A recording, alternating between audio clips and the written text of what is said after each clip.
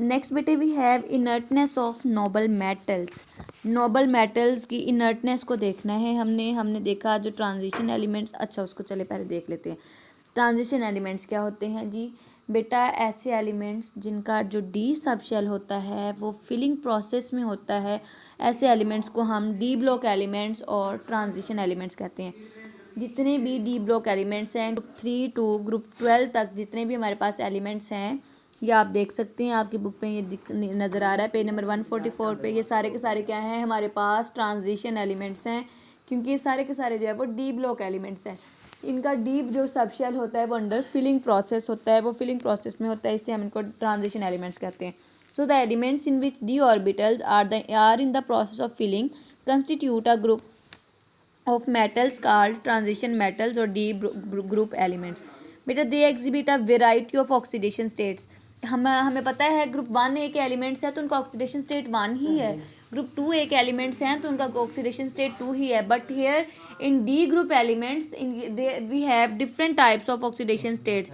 कुछ जो है वो फोर्थ ट्रांजिशन मेटल जो है वो 4th 5th और 6th पीरियड की हैं, उन कुछ जो है वो हमारे पास जो है वो सेकंड पीरियड की हैं, कुछ थर्ड पीरियड की हैं। तो उनकी इसी वजह से जो है वो हमारे पास इनकी ट्रांजिशन स्टेट्स जो है वो भी क्या है चेंज होती रहती है, ऑक्सीडेशन स्टेट जो है वो इनकी चेंज होती रहती है। ठीक है, अगर हम देखें scandium, titanium, vanadium, chromium, manganese, iron, cobalt, nickel, copper, zinc, yttrium, zirconium, niobium, molybdenum, technetium, ruthenium, rhodium, radium, palladium, argentum, cadmium वगैरह, ये सारे हमारे पास क्या हैं जी? हमारे पास जो है वो डी ब्लॉक एलिमेंट्स हैं।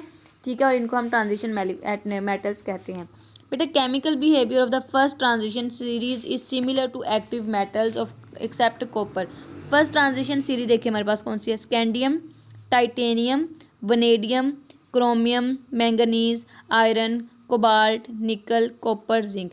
कॉपर को निकाल के बाकी ये जितने भी एलिमेंट्स हैं इनका जो बिहेवियर है या इनका केमिकल बिहेवियर जो है वो बिल्कुल वैसा ही है जैसे एक्टिव मेटल्स है हमारी फर्स्ट ग्रुप के एलिमेंट्स की, जो एक्टिव मेटल्स हैं उनके जैसे ही इनका बिहेवियर होता है। तो the 3 transition metals belonging to group 11 are copper, silver and gold. Copper, silver और गोल्ड, ये जो ग्रुप 11 के एलिमेंट्स, इन तीनों को निकाल के ये जो तीनों हैं ये क्या है हमारे पास? ये रिलेटिवली इनएक्टिव मेटल्स हैं बट ये इनएक्टिव है, एक्टिव नहीं है। बट बाकी जितनी भी मेटल्स हैं वो सारी की सारी क्या हैं? They are active metals. ठीक है, वो एक्टिव मेटल्स हैं। सो ये जो हमारे पास ग्रुप 11 के एलिमेंट्स हैं कॉपर जो है वो सिल्वर और गोल्ड, ये हमारे पास बेटा क्या है? ये लीस्ट रिएक्टिव हैं और ये जो है वो इजीली इलेक्ट्रॉन को डोनेट नहीं करती। आगे हम इन्हीं को ही देखते हैं सिल्वर की क्या क्या करेक्टरिस्टिक होती हैं इसकी, हम इनको आगे जो है वो डिस्कस करते हैं। बेटा आपको पता है बेटा हमने ये पहले भी बहुत डिटेल में डिस्कस किया हुआ है, बहुत डिटेल में मैंने आपको करवाया हुआ है। We are just revising it, so that's why मैं आपको ज़्यादा डिटेल में नहीं लेके जा रही। बेटा silver is a white lustrous metal. जो सिल्वर होती है आपको पता है ये वाइट और शाइनी से होती है। आपके घर में बहुत सारे सिल्वर के बर्तन भी होंगे, आपने देखे होंगे। ठीक है, तो सिल्वर जो होता है वो वाइट कलर का होता है और जो है ये लस्ट्रस होती है, शाइनी वाली, चमकदार होती है। और ये एक्सीलेंट कंडक्टर है हीट और इलेक्ट्रिसिटी की। ठीक है, और ये भी बेटा हाईली डक्टाइल एंड मेलिएबल है, यानी इनकी भी हम शीट्स और वायर्स वगैरह को बना सकते हैं। और its polish surface are good reflectors of light, और ये लाइट के गुड रिफ्लेक्टर्स भी अगर आप देखें तो आप अपना फेस भी देख सकते हैं सिल्वर के बर्तन के अंदर। ठीक है, बिकॉज के ये जो है वो एक गुड रिफ्लेक्टर है लाइट का। So formation of thin layer of oxide or sulfide on its surface makes it relatively unreactive। अभी unreactive क्यों है? आपसे क्वेश्चन पूछा जा सकता है why silver is unreactive. Its answer is कि बेटा इसके ऊपर जब वो ऑक्साइड और सल्फाइड वगैरह की फॉर्मेशन हो जाती है, चाहे वो थिन लेयर फॉर्मेशन ही क्यों नहीं होती, लेकिन क्या करती है वो जो फॉर्मेशन हो जाती है ऑक्साइड और सल्फाइड की, वो फॉर्मेशन सिल्वर को जो है वो अनरिएक्टिव बना देती है। इसलिए तो घरों में सिल्वर के बर्तन यूज़ होते हैं, वरना रोज़ जंग लगा रहे, कोरियन का प्रोसेस होता रहे और हम उसको यूज़ ना कर पाएँ, इसलिए जो है वो सिल्वर क्या है? अनरिएक्टिव गैस है। ठीक है, और गोल्ड भी देखिए आप जो अभी इतनी देर तक गोल्ड की रिंग्स वगैरह पहने रखते हैं, लेकिन क्या है गोल्ड ख़राब नहीं होता, क्यों? क्योंकि वो भी अनरिएक्टिव है। ठीक है, इसी तरह से कॉपर है, कॉपर भी क्या है? अनरिएक्टिव होता है। Under normal conditions of atmosphere air does not affect silver. Air जो है वो सिल्वर को अफेक्ट नहीं करती है। पता है आपको बेटे, बर्तन आप धोते भी हैं, ठीक है, सिल्वर के बर्तन वॉश भी करते हैं, एयर भी होती है, बट उसके कोई कोरियन प्रोसेस नहीं होता। It tarnishes in presence of sulphur containing compound like H2S। और ये बेटा जो है वो हमारे पास सल्फ़र अगर मौजूद हो एयर के अंदर तो सल्फ़र के साथ रिएक्ट करके ये हाइड्रोजन सल्फाइड जो है वो कंपाउंड्स बनाती है। So being very soft metal it is rarely used as such, इसलिए इसको इतना बहुत ज़्यादा नहीं यूज़ किया जाता, रेयर जो है वो यूज़ होती है। Alloys of silver with copper are widely used in making coins, जो सिक्के होते हैं वो कॉपर और जो सिल्वर है इन दोनों के मिक्सचर से बनते हैं। Silverware and ornaments, even ये बेटा ज्वेलरी वगैरह के अंदर भी जो है वो यूज़ होती हैं। ठीक है। Compounds of silver are widely used in photographic film, जो कंपाउंड होते हैं सिल्वर के वो फोटोग्राफिक फिल्म के अंदर यूज़ होते हैं।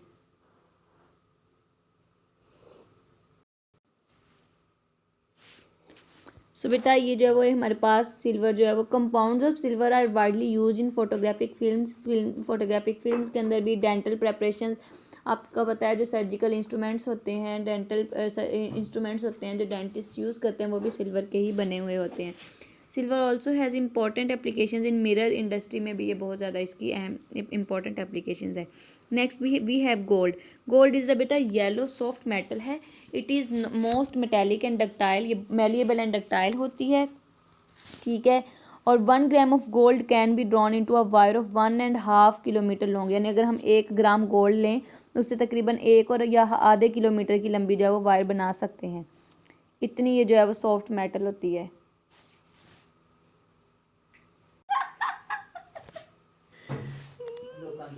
Gold is